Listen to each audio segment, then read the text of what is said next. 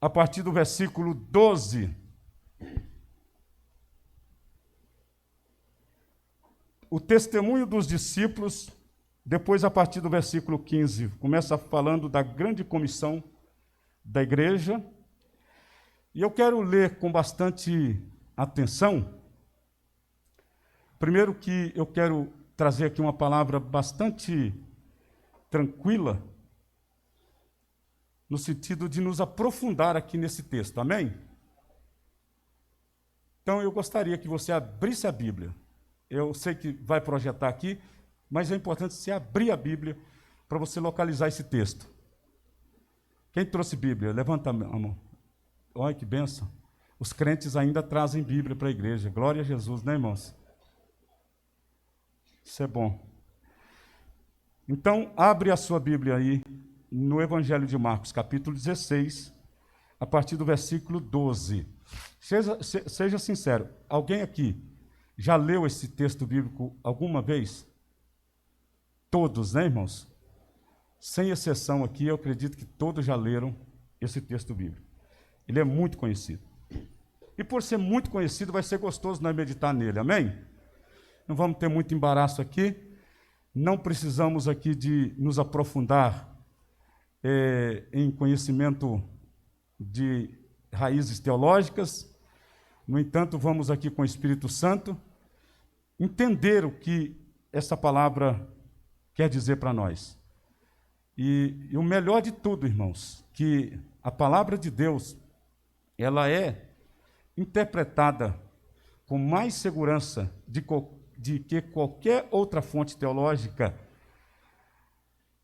através da oração, porque o Espírito Santo que habita em nós é o Espírito que nos guia em toda a verdade de Deus. E a palavra de Deus, as Sagradas Escrituras, ela é a verdade de Deus. E toda a palavra de Deus revela a grandeza do amor de Deus e a justiça dele.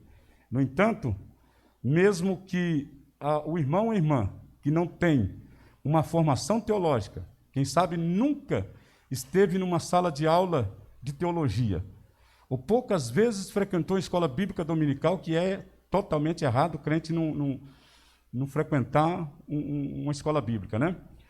Mas tudo bem. Mesmo assim, você entende muito da palavra, mas porque o Espírito Santo tem trazido uma hermenêutica, uma revelação, que tem sido uma interpretação que tem te dado firmeza de fé, sim ou não? Porque é aquela hermenêutica que você não está fundamentando naquilo que disseram, mas as verdades que o Espírito Santo de Deus testifica no seu coração. É importante quem tem a oportunidade de estudar, de fazer um curso teológico, de ter uma formação completa de teologia. Eu estudo a Bíblia desde a minha infância, cursei alguns cursos teológicos, mas o que mais me faz diferença é ler a Bíblia com a ajuda do Espírito Santo. Amém, queridos? Porque o Espírito Santo me faz descobrir pérolas dentro da palavra, riquezas profundas, e isso é que faz toda a diferença na vida de um crente, leitor da Bíblia. A partir do versículo 12 diz assim, praticamente eu vou dar uma aula aqui, viu, irmãos? Nós vamos conduzir bem tranquilamente aqui. Se você der vontade de dar glória a Deus, pode dar glória a Deus, mas nós vamos trabalhar aqui bem profundo nessa palavra. O testemunho dos discípulos. E depois, ele apareceu de outra forma a 2 discípulos. No texto grego aqui, literalmente, numa expressão, um aspecto exterior diferente. Então, ele está aparecendo aqui, Jesus está aparecendo de uma forma diferente. Que iam caminhando para o campo. E indo estes, anunciaram-no aos outros, né, aos discípulos, mas nem ainda estes creram. Finalmente, depois ele apareceu aos 11, estando assentados juntamente, Os 11 estavam sentados, reunidos, e lançou-lhes em rosto a sua incredulidade e dureza de coração, por não haverem crido nos que o tinham visto já ressuscitado. Aqui está falando do quê? Dos dias após a ressurreição de Jesus. Amém? Quem entendeu isso? Aí, a partir do versículo 15, Jesus, então, ele está com eles, e Jesus começa a dizer essas palavras. E lhes disse: ide por todo o mundo. Repita comigo esse ide por todo o mundo. Eu até gostaria que você repetisse mais 2 vezes.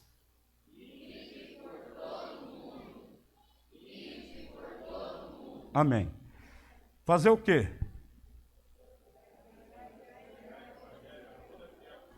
Pregai o evangelho a toda criatura. Que lugar? Para quem? Todo mundo. Todo mundo. Todo mundo. E por que depois fala que é para pregar também o evangelho a toda criatura? Então, repetiu 2 vezes aí, é isso? Então, Jesus está falando. É Jesus que está falando, amém? Está falando para quem? Para os discípulos dele. Quantos são aqui discípulos de Jesus? Então, essa palavra é para mim e para você?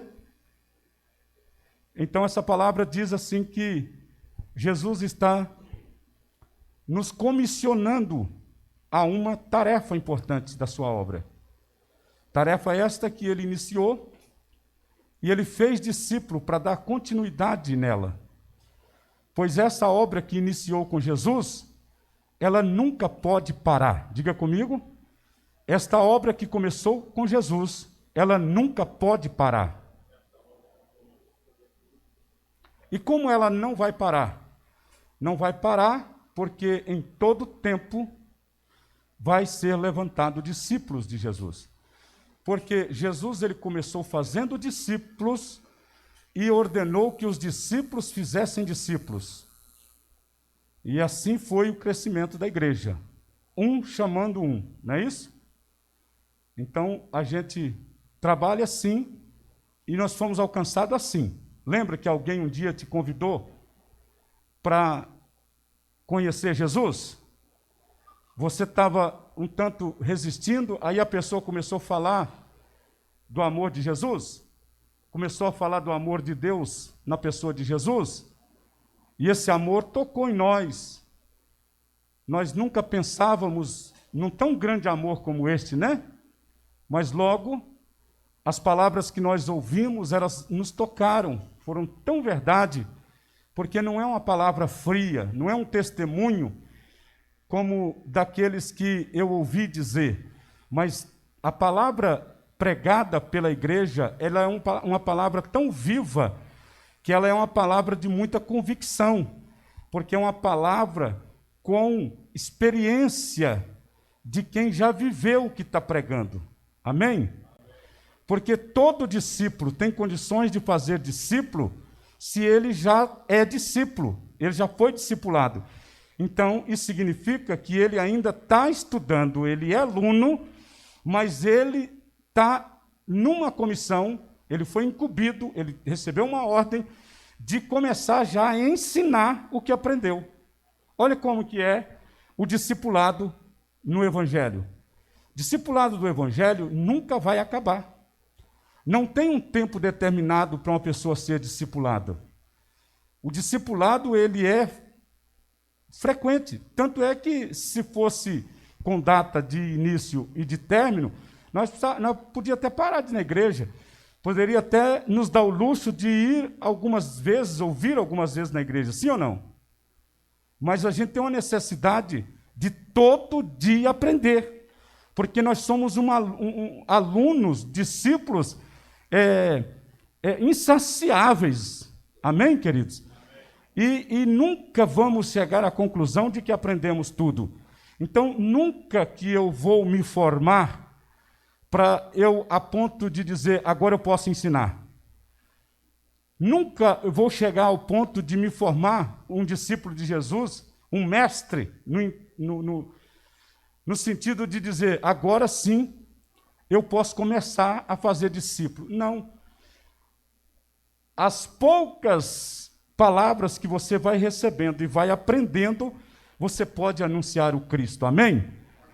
Porque o que é o Evangelho? O Evangelho é uma notícia de boas novas do reino de Deus. É a notícia de que o reino de Deus está entre nós.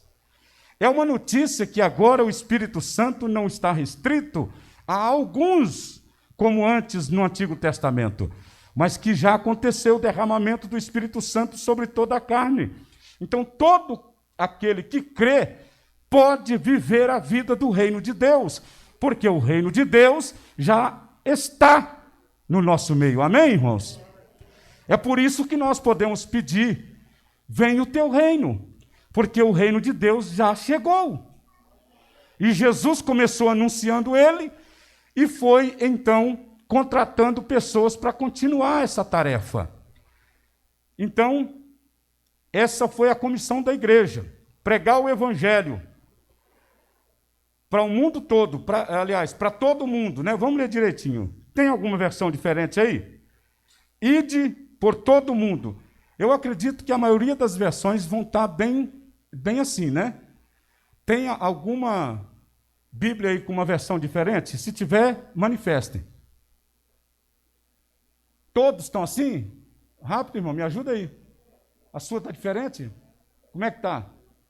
Então ele diz, vão pelo mundo inteiro e anunciem o evangelho a todas as pessoas. Vão pelo mundo inteiro. Essa versão é da atualizada? A NTLH. Tem que tomar muito cuidado com a NTLH. Ela é bem atualizada, né? Fala até oxente, né? Uai. Mas não estou também condenando, não, misericórdia. Mas tem que tomar muito cuidado, porque existem algumas coisas que de repente mudam o sentido da fala. Ide por todo mundo, ou ir para o mundo inteiro, o sentido é o mesmo, aparentemente, sim ou não? Ir por todo mundo e pelo mundo inteiro, tem diferença? Parece que não, mas uma pequena diferença aqui que é possível descobrir. O mundo, quando a gente pensa nele, a gente pensa no cosmos num todo, sim ou não? Todas as coisas que foram criadas, que nós temos acesso a elas, isso tudo é mundo, sim ou não? Não é o mundo? Quando vamos estudar aquela matéria teológica chamada escatologia, vai estudar o quê? A teologia dos fins do mundo, não é isso? Existe um outro estudo que é do cosmos, né? Do mundo. A ciência diz que teve o Big Bang, não é isso? Aí vai ter toda uma especulação científica, aí vai ter também muitos mitos, enfim. Está todo mundo querendo saber como é que foi criado o mundo. Essa comissão de Jesus, ela foi um tanto muito grande, no sentido da gente entender bem ela. Você já parou para pensar que, quando a gente recebe uma tarefa muito grande, uma comissão muito grande, um trabalho muito complexo para nós realizarmos, a gente chega ao ponto de nem fazer nada, porque está tão fora da nossa condição que a gente não sabe por onde começar. Quem já passou por isso? Agora, pensando aqui, Jesus mandar nós pregar por todo mundo. Quem aqui já cumpriu essa comissão de Jesus? Hã? Aí a gente pensa assim, então já que, né, eu não faço nada mesmo, porque não estou conseguindo, né? Agora vamos entender aqui que o mundo ele não pode ser só entendido nessa visão cosmo. Nós temos que também entender o mundo não como tempo e espaço. O tempo e espaço, o mundo em que nós já estamos aqui definido e vivemos nele, a gente entende que é o mundo, a Bíblia vai dizer que esse mundo jaz no maligno, sim ou não? Amém? Se o mundo jaz no maligno, não tem solução. Hã? Então está dizendo que o mundo já morreu no maligno, sim? Quando você vai no túmulo, está escrito, jaz o Pedro das Couve. O que aconteceu ali? Morreu, sumiu, jaz. Não existe mais. Então o mundo jaz no maligno, morreu no maligno, já não existe mais. Está entendendo aqui? O mundo que a Bíblia está dizendo é um mundo, o mundo segundo o propósito de Deus, o mundo da vida de Deus, o mundo do reino de Deus. E nós sabemos sim que o príncipe deste mundo não é Jesus. O mundo é governado, o sistema de governo deste mundo não é o governo de Deus. Quem tem dificuldade de entender isso? Deus está acima de tudo, Deus está no controle de tudo, amém? Para você não assustar, senão você fala assim, então não é Deus que governa, deixa eu morrer, né? Deus está no controle de tudo, porém, o homem pecou, e essa morte aconteceu, esse jaz aconteceu. No entanto, todos, a Bíblia diz, que foram destituídos da glória de Deus. Todos morreram na glória de Deus. Nós perdemos a glória de Deus. E o fato disso acontecer, o governo de Deus agora não está sobre nós. O reino de Deus não estava mais sobre o homem. Amém ou não amém? Quem reinava era o pecado nas concupiscências da carne. Portanto, o homem sem Deus, o governo dele, da vida dele, está condicionado às motivações humanas. Está condicionado ao sistema do mundo. Ele não governa a vida dele pela perspectiva espiritual. A pessoa que não é crente, a pessoa que não tem o Espírito de Deus, governa a vida dela falando do Espírito de Deus? A vida dela é governada pelo que vê, pelas lógicas, sim ou não? Agora, o homem nascido de Deus, o homem que nele habita o Espírito Santo, ele é governado segundo o Espírito. Aí Paulo diz que não anda segundo a carne, mas segundo o Espírito. Ele conduz a vida dele na esperança fundamentada na fé. A fé que uma vez nos foi dada. Essa fé não é nossa, não foi gerada de nós. Jesus disse que não foi nós que fomos, não foi nós que escolhemos, mas é Ele que nos escolheu. Dá para entender isso com facilidade, irmãos? Ele nos escolheu no sentido de ter decretado o perdão dos nossos pecados na cruz. Ele nos escolheu, dando-nos a salvação por meio da graça, essa escolha incondicional de Deus para a salvação de toda a humanidade. Não vou concordar nunca que essa escolha tem nome. Essa escolha é uma escolha de todos que decidirem reconhecer Jesus Cristo como Senhor e Salvador da sua vida. Essa escolha quer dizer que o homem não tinha fé para ser salvo, mas Deus proveu a fé. A fé é gerada no coração do homem pela palavra de Deus. Qualquer outra palavra não gera a fé de Deus. Gera a fé humana, a fé natural, que é uma porção da fé dada a todos, que a pessoa espera, frustra, decepciona, né, Nelson? Tem tantas esperanças que a gente decepciona com ela, sim ou não? Não deixa de ser uma fé, sim ou não? Porque é fundamentada numa esperança. Mas a fé, como definida no livro dos Hebreus, capítulo 11, ela é a fé gerada por Deus. Ela não é uma fé gerada por homens. Ela é por Deus.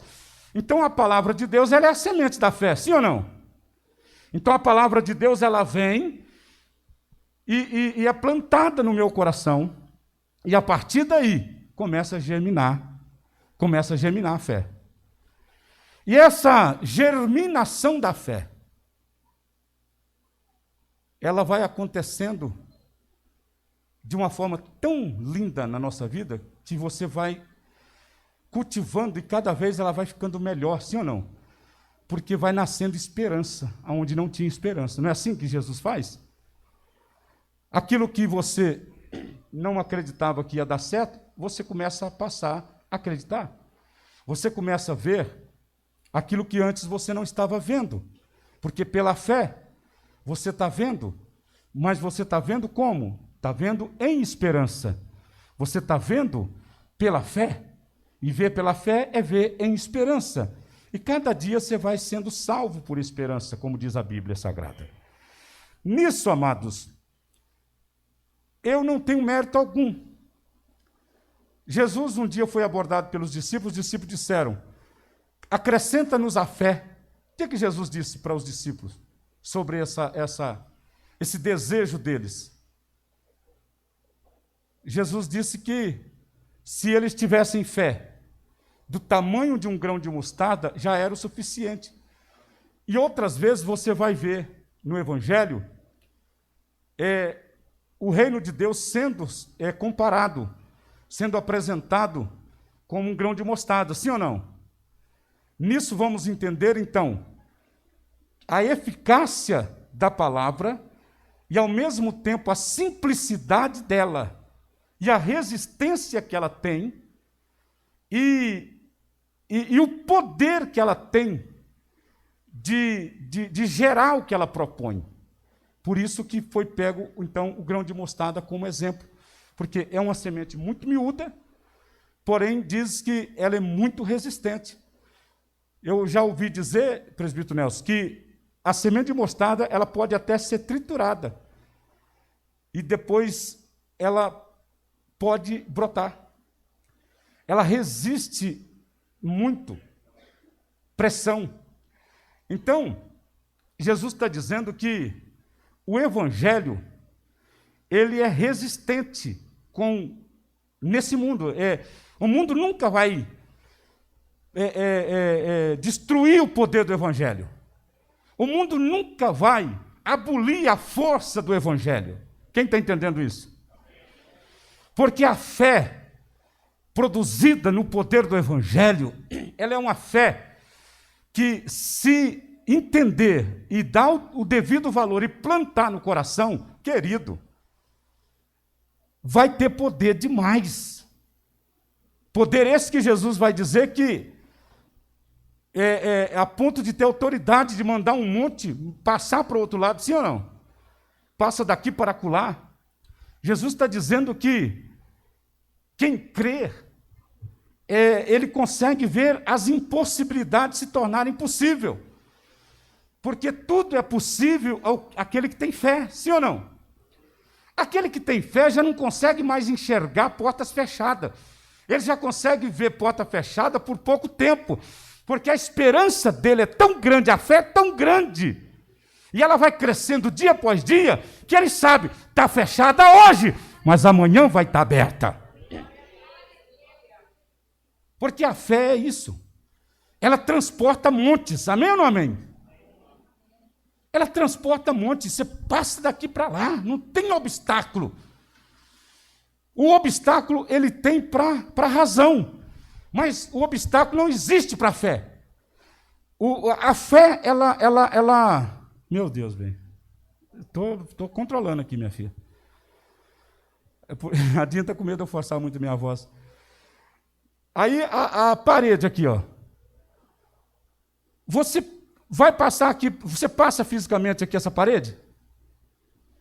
Mas pela fé você consegue, se ouvir alguma coisa ali, pode despertar uma esperança em você, sem ver, esperar algo que está do outro lado. A fé é assim, a fé transpõe, a fé, ela ultrapassa limites. Aleluia! É bom ter fé, irmãos? Quem tem fé não desanima. Quem tem fé canta na tribulação. Quem tem fé está preso igual Paulo e Silas e está cantando. Quem tem fé, ora na dor, porque sabe que a dor passa. Isso é fé. E essa fé não é gerada na perspectiva humana. Não adianta eu querer buscar essa fé, irmãos, assistindo televisão, assistindo seriado. Não adianta eu querer essa fé fazendo curso. Não, é importante tudo isso. Mas não é o suficiente. A fé é muito mais poderosa. Porque as palavras deste mundo, este mundo, ele pode produzir em mim muita coisa boa de esperança, sim ou não? Ah, sim, com certeza. Não vamos ser hipócritas, né, irmãos? As evidências dos fatos nos dão esperança, sim ou não? Assim como também as evidências dos fatos nos frustram. Não é assim? Ah, quanta coisa que a gente quer continuar vivendo aquela realidade, mas quanta coisa que a gente quer logo que passa, sim ou não? Tem coisa que a gente quer que permanece, tem coisa que a gente quer que passa logo. A fé produzida pela palavra de Deus, ela não depende de circunstância. Ela resiste tudo isso. E uma vez nos foi dada essa fé. Não tem ensino na harpa cristã? Uma vez que a fé foi me dada, não é isso? Então isso é que nos impulsiona a pregar para todo mundo. Vão entender esse negócio aqui de pregar para todo mundo? Alguém aqui já saiu de Ribeirão para pregar? Muito poucos, né? Mas, então, você está enrolado com esse versículo, né? Hã? Você está no sal, né, irmãozinho? Então, eu vou te tranquilizar, se é que você vai entender essa palavra. Eu entendi essa palavra com 13 anos de idade. E, às vezes, a gente acha que todo mundo sabe, a gente até negligencia em pregar, né, irmão? Às vezes tem coisas tão simples na Bíblia que a gente conviveu a vida toda, e a gente pensa que... Mas não, é bom demais a gente aprender. Eu não estou falando que vocês não sabem. De repente, você sabe tudo que eu vou falar aqui. Mas é gostoso demais a gente lembrar, sim ou não? Eu descobri que esse mundo, esse todo mundo, porque depois a palavra vem dizer que é para pregar também para toda criatura, sim ou não? Então apertou, né, presbítero? Além de pregar para todo mundo, tem que pregar para toda criatura. Irmãos, nós estamos inseridos em mundos diferentes, sim ou não? E até uma expressão muito comum. Tem as pessoas que moram em tal lugar da cidade. Que o povo vive num outro mundo, né? Não é assim? Porque o convívio de tempo e espaço, o ambiente que aquelas pessoas estão inseridas, em questão de cultura, em questões geográficas, em questões de classe social, define o mundo dela, sim ou não? Quantos estão entendendo isso aqui, irmãos? Isso não é nada fora da palavra, isso aqui é... Só que a gente tem que tomar cuidado, porque senão a gente maximiza o mundo e a gente vai entender nessa maximização tão grande a ponto da gente depois não fazer nada no Evangelho, não prega o Evangelho, porque já que eu não vou nem ali em Sertãozinho pregar, eu vou fazer nada mesmo. Está entendendo aqui? Mas o segredo da grande vitória da igreja, o segredo de galardão, o segredo de recompensa de Deus, o segredo de ser ricamente abençoado, irmãos, é corresponder à comissão de Deus dada à igreja. Ei, irmãos, coisa mais difícil é um pai pedir para o filho fazer alguma coisa e o filho não corresponder. Quem é pai e mãe sabe do que eu estou dizendo. Você sai de manhã e determina tarefas para seus filhos e volta de noite e nada do que você pediu para fazer foi feito. Agora imagina quando Jesus voltar, tudo que foi ordenado para nós como igreja fazer, não fizemos. E ficamos a vida inteira reclamando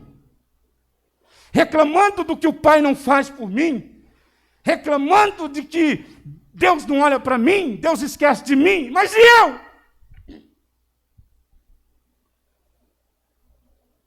Eu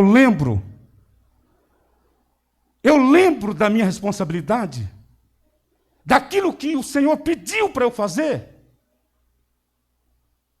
Eu recebi de graça.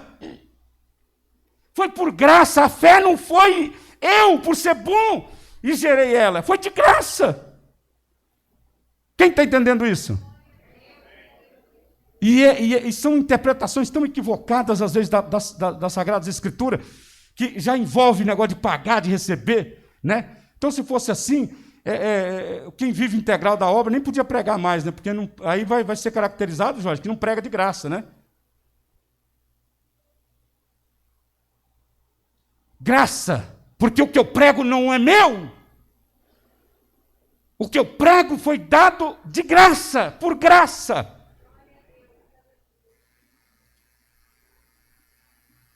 Então, se não é meu, eu tenho que dar, eu tenho que pregar, eu tenho que passar para frente. Amém? Uma fé que uma vez me foi dada, gerou fruto em mim. E fruto gera semente, sim ou não? O presbítero Nelson leu um versículo que eu gosto demais, presbítero. Que aquele que dá semente para o semeador e pão para comer, olha aí, o que é que Paulo está dizendo? Que a semente não é nossa. É Deus que dá a semente, não adianta eu reter a semente. É Ele que dá a semente. E além dele dar a semente, Ele dá pão para comer. Sabe por que Paulo está dizendo isso? Pode semear a semente que Deus semeia, que não vai faltar pão para você comer. Não, eu vou guardar comigo, porque se eu der, eu fico sem. Recebi um saco de feijão e tenho terra para plantar um saco de feijão. Então não vou plantar não, porque senão eu vou ficar sem comer feijão. Prefiro comer o feijão do que ficar sem plantar. Não. Paulo está dizendo, ele dá a semente, e o que ele dá mais? E ele dá a outra semente para comer. Ele dá a semente e dá o pão. E ele faz abundar em nós, não é isso que o texto vai dizer? Ele faz prosperar. E a Bíblia diz, nas palavras do apóstolo Paulo, que você vai semeando e vai ter sempre muita semente. Nunca vai faltar semente na sua sementeira. E sabe o que é isso? É você compartilhar a alegria do gozo da salvação. É compartilhar a esperança do porvir. É compartilhar a fé. É a coisa mais feia quando um crente recebe uma abordagem assim e não sabe depois responder. Olha, eu não entendo, você está sofrendo e você parece que nem está sofrendo. Aí o crente às vezes fala assim, mas nem eu também sei, sabia? Não, você sabe sim, é uma oportunidade para você falar do Evangelho agora. Você diz, eu sei sim, porque eu não preciso de estar bem para eu ter paz em Cristo Jesus. Eu não preciso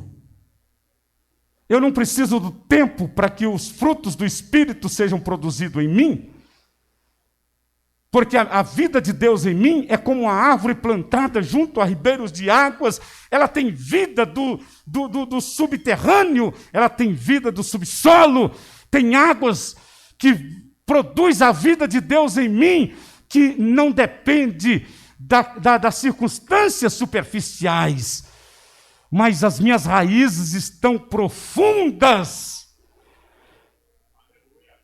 E a minha vida está sendo produzida naquilo que ninguém está vendo. Mas é uma vida que faz resplandecer em mim o gozo, a alegria. As folhas não murcham. E o fruto dá na estação própria. Vai ter fruto para inverno. Alguém já parou para estudar sobre os frutos das estações? Sabia que tem, num país tropical como o nosso aqui, é muito mais fácil até para definir isso. Sabia que tem os frutos típicos do inverno? Naturalmente. Existem os frutos típicos do verão? Tem. A manga, por exemplo, é uma fruta que dá uma vez por ano, mas hoje dá o ano inteiro por conta da... né? Mas, naturalmente, existem as frutas típicas de cada época, de cada tempo. Sabe o que a palavra de Deus está me dizendo? Que eu vou ter frutos para cada estação. E os frutos de cada estação têm elementos de vitaminas diferentes, que vai me trazer resistência para o tempo que ele está sendo produzido. Aleluia! A fruta da época do frio, você pode pesquisar, ela vai ter mais vitamina C, ela vai ter mais elementos de vitamina para que traga mais vida para o corpo, para aquele tempo, para aquela época. É isso que a palavra de Deus está dizendo. Que o homem de Deus, a mulher de Deus, que tem a sua vida pautada na fé, os frutos vêm na estação própria, estação apropriada. Está entendendo aqui, irmãos, a palavra? Não é uma vez por ano, não. Nós estamos dizendo que estação apropriada. O fruto do inverno, vou ter fruto do inverno. Fruto do verão, vou ter fruto do verão. Fruto da primavera. Só tem flor, mas tem uma árvore que tem fruto. Amém ou não amém? Se não tem manga, vai ter coco. Vou beber água de coco, vou comer castanha de coco. Está entendendo como é que é o negócio aqui? Se não tem uma fruta, tem outra. Assim vive os pássaros no campo, assim vive a natureza. E é uma cadeia alimentar. Porque Deus cuida dessa forma. Mas isso é para quem anda confiando no cuidado de Deus. Quem anda dependendo da vida de Deus. Pastor, é fácil falar isso porque o senhor é pastor? Não, senhor. Ai de mim se eu não vivesse a minha vida na dependência de Deus desde muito cedo. Eu teria sido engolido vivo, como diz o salmista. Está entendendo? Hoje eu olho para trás, se eu tenho 52 anos de idade, ainda novo, mas eu sobrevivi, meus queridos. E tem muitos aqui também, olha para trás, né, Nelson? E você vai olhar e vai dizer, eu sobrevivi, né, irmã Edna? Todos vocês sabem disso. Não foi por mérito, mas por misericórdia de Deus estamos aqui. E se olharmos para trás, já é motivo de nós reconhecermos o tão grande amor de Deus. Por que que nós não olhamos para frente então? Por que que nós vamos motivar a nossa fé só pelo que passou? A fé me dá direito de me alegrar com o que passou e ter esperança do porvir. Aleluia! Crente tem que pensar no amanhã, sim. Não pensa com presunção, mas pensa com esperança. Não pensa com orgulho como se fosse dono do tempo, como dono da vida. Não, senhores. Mas eu penso com esperança, pastor Luiz. Aleluia. Porque a esperança formoseia o rosto. A esperança faz você ficar bonito, irmão.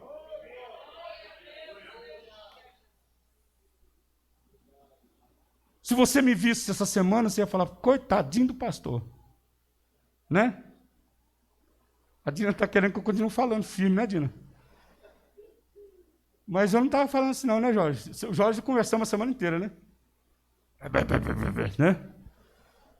Saía nada. Eu conversei só com quem realmente precisei. Até no caminho eu estava falando para a Dina. Eu não gosto de mostrar problema. Eu tenho dificuldade com isso, Jorge. Mas não é orgulho. É porque isso não produz vida para ninguém. Falar de problema, Nelson, só traz problema.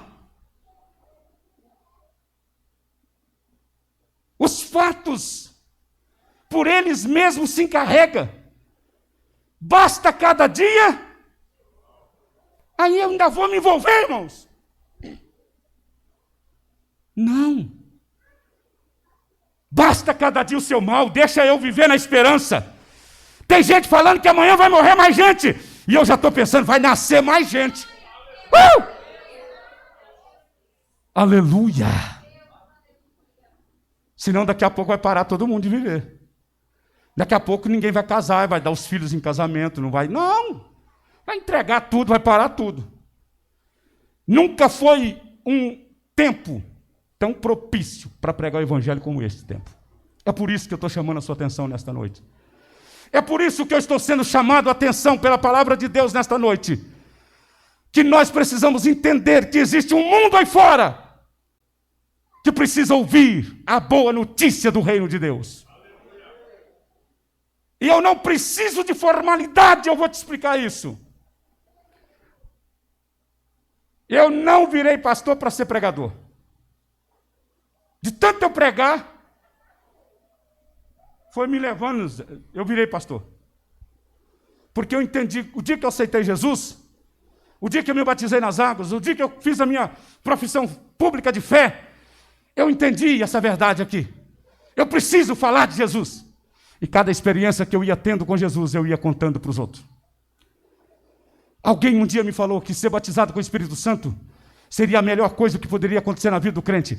Então eu falei para ele, para o pastor na época, o que eu devo fazer para eu ser batizado com o Espírito Santo? Ele disse, busque o batismo com o Espírito Santo. Pede o batismo com o Espírito Santo. Busque, deseja ele. Por um ano eu orei. Aí um belo dia, eu fui batizado com o Espírito Santo.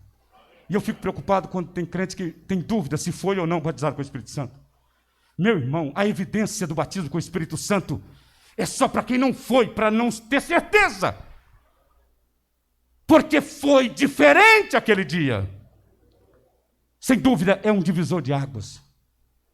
Aos 14 anos de idade, eu estava ali. E eu passei a pregar. Eu pregava, se não tinha gente perto de mim, Nelson, eu pregava até para os pés de quiabo, rapaz. Eu pregava para os pés de mandioca na roça. Eu pregava.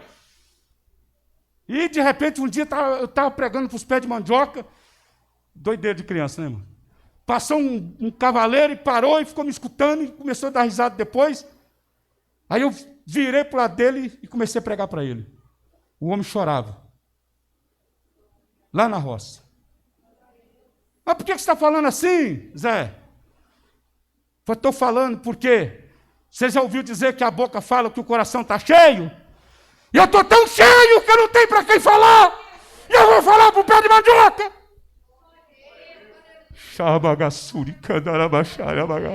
Se enche de Deus. Enchei-vos do Espírito. Não vos embriagueis com o vinho em que há contenda. Não vos embriagueis com as más conversações. Não vos embriagueis com as coisas deste mundo. Mas enchei-vos do Espírito. Enche de Deus.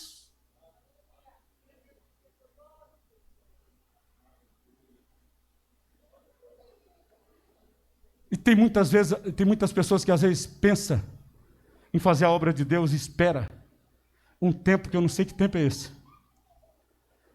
Tem gente que tem um prazo determinado para começar a pregar, Nelson. Tem gente que está planejando isso. Ah, não, irmão, pelo amor de Deus, me ajuda aí. No dia que eu aceitei Jesus, eu tenho que sair pregando já, ué. Porque isso aqui não tem condição. Isso aqui é para presbítero, para diácono, para... Tem idade aqui determinado? E de pregar para todo mundo. Que mundo? Todo mundo. O que eu disse? O que define um mundo?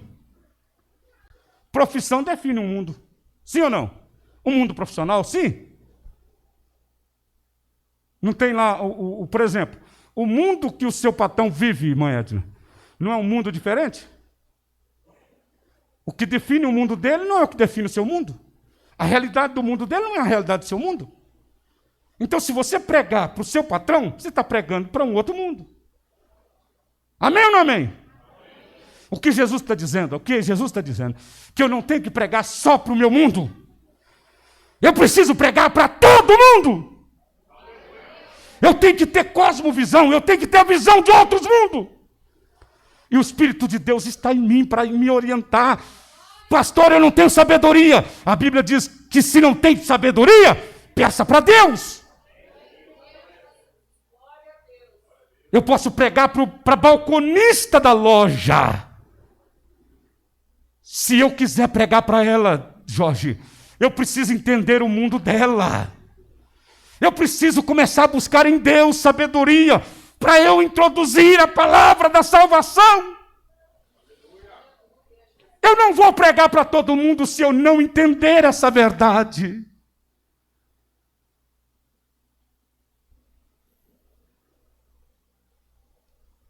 Eu cresci pregando em favela. Eu gostava demais de pregar no ar livre. Tacava uma caixa de som nas costas e ia pregar. A Dina sabe disso. Eu nunca troquei um culto ao ar livre naquela época por momentos de namoro. Não, eu ia para o meu culto ao ar livre. Domingo, depois da escola bíblica dominical, nós tacávamos a caixa de som nas costas e ia pregar. E vai pregando. No terminal de ônibus, nós tínhamos um culto num sábado de manhã, no terminal de ônibus, onde tinha um fluxo de pessoas. Pregava o Evangelho.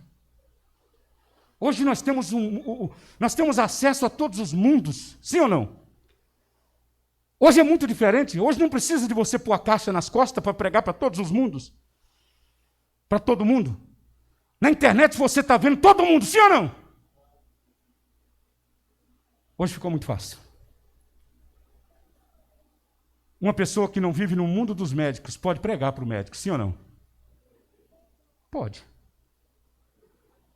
Hã? É. Aí, se nós não tomar cuidado, nós vamos privando nossos filhos dos mundos.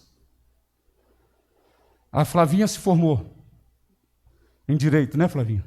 Vai ser juíza. Então por que Deus está colocando a Flavinha lá? Para pregar para juiz. Está entendendo? Eu não entraria lá, mas a Flavinha vai entrar. Está entendendo? Isso é pregar para todo mundo, irmãos. Então, ide, pregai o Evangelho. Vamos ler de novo?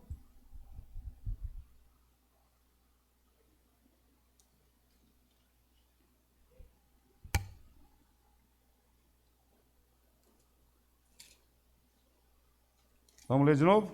Ide por todo o mundo, não é isso? Então aqui não está nem a palavra não está nem falando para pregar para todo mundo. É para ir por todo mundo, sim ou não? É para eu me preocupar em entrar em todo mundo. É eu estrategicamente tomar o caminho de alguns mundos que eu não tenho acesso. Está entendendo aqui? Eu quero ir para todo mundo. Depois vem a outra palavra, dizendo o quê? E pregar é para quem agora?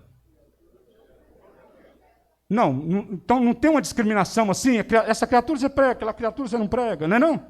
Aquilo ali é ignorante, que criatura ignorante, não prega para ele não, não? A Bíblia dá discriminação para quem ou não pregar, irmãos? Então é para ir para todo mundo e pregar para toda criatura. Toda criatura inserida naquele mundo precisa ouvir o Evangelho. E tem muita gente que está indo embora sem ouvir o Evangelho. Vocês trabalham para famílias de classe social alta, sim ou não? As meninas aí, não vou nem citar o nome. Trabalha, não trabalha? Personagens importantes, sim ou não? Personalidades importantes. Vocês têm liberdade para falar com eles aquilo que poucas pessoas têm, sim ou não? Vocês têm acesso. E assim sucessivamente. Estou falando delas porque, para dar um exemplo. Mas todas as pessoas têm acesso a algum mundo que não é seu. E eu preciso falar de Jesus lá. Agora tem um fator que implica muito, Jorge, que está me preocupando demais nos últimos tempos. E você vai ser sincero comigo. A gente prega e a gente não tem coragem de trazer para o lugar que nós congrega. Outro trem feio. Eu tenho coragem de pregar para outro mundo. Mas eu julgo que aqui, aquela pessoa daquele outro mundo não pode vir.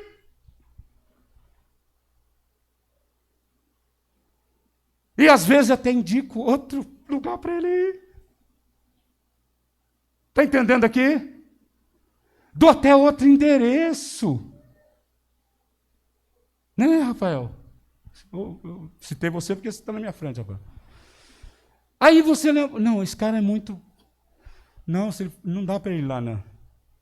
Eu dirigi uma igreja, irmão, num lugar.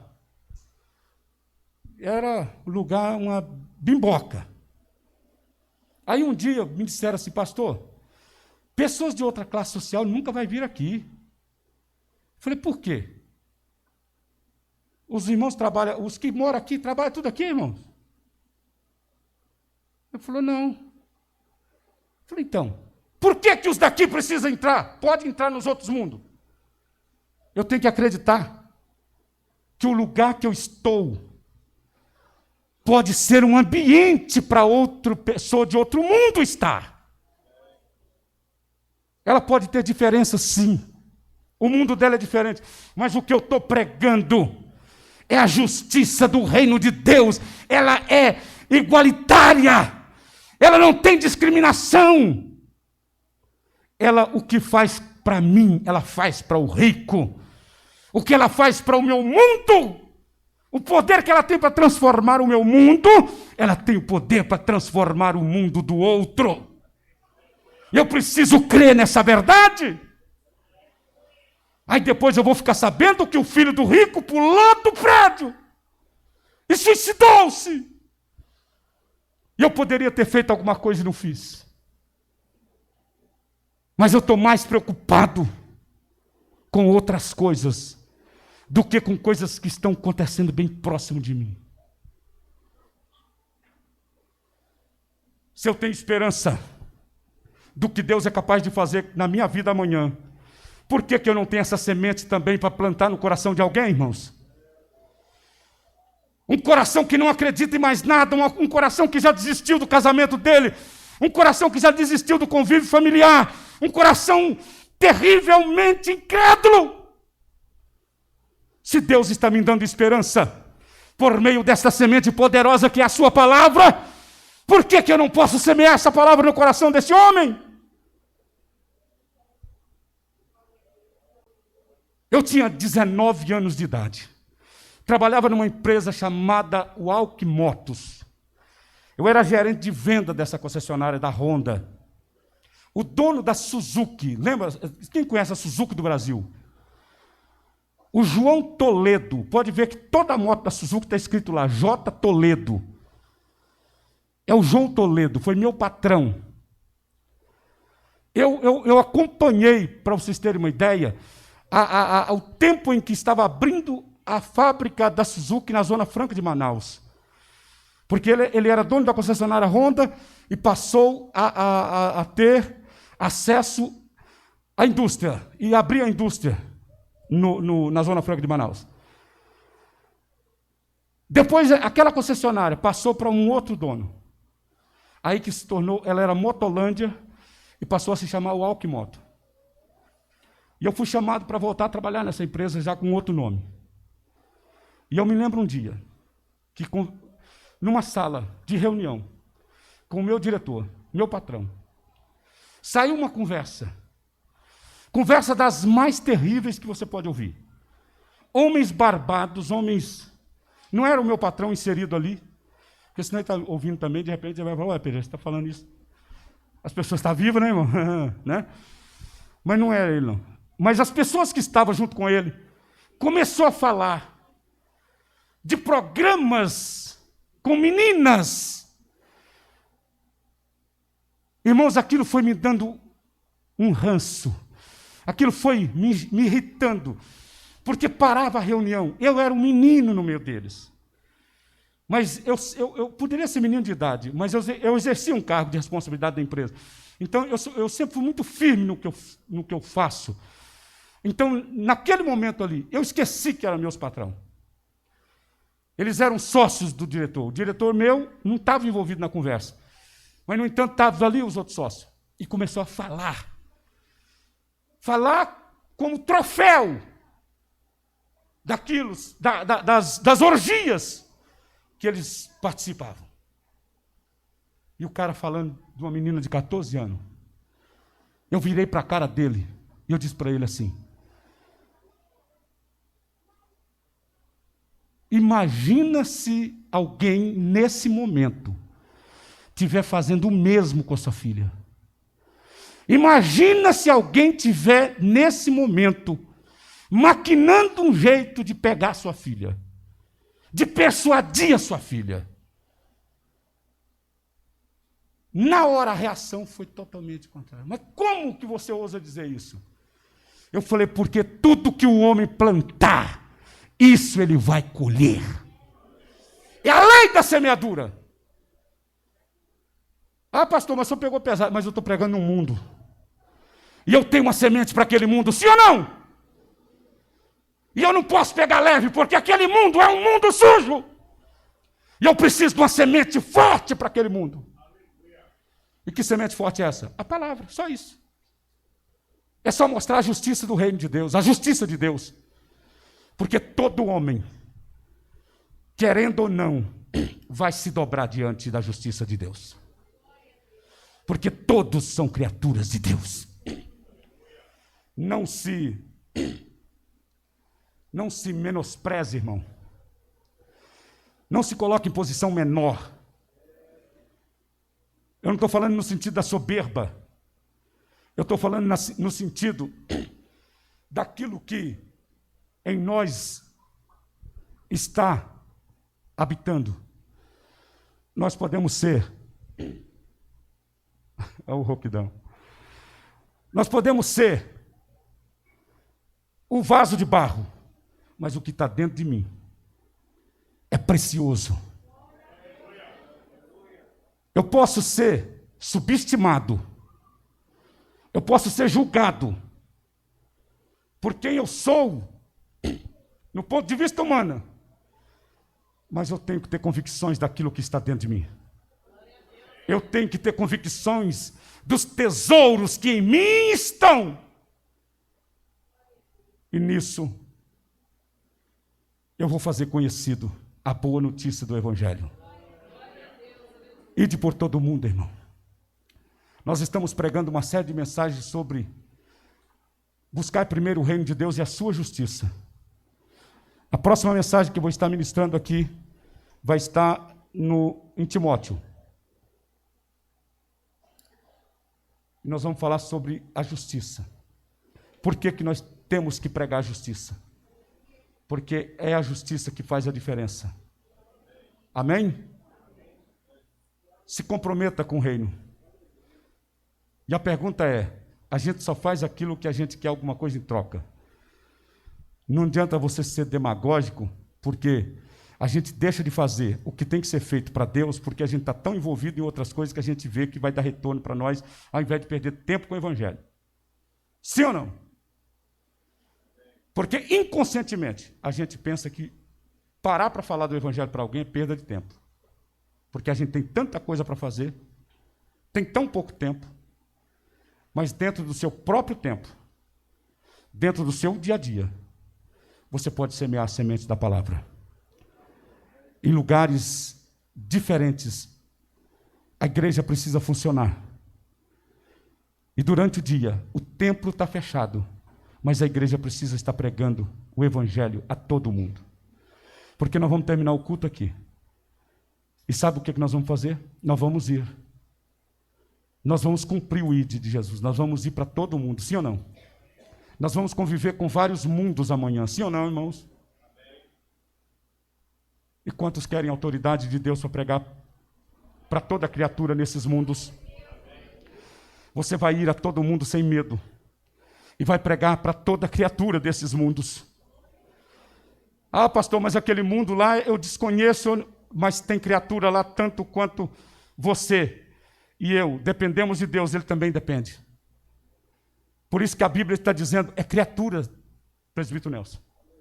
Pode estar inserido num mundo diferente do meu, mas não é criatura diferente de mim. Sim ou não? Toda criatura eu posso pregar para eles. Ficamos em pé em nome de Jesus.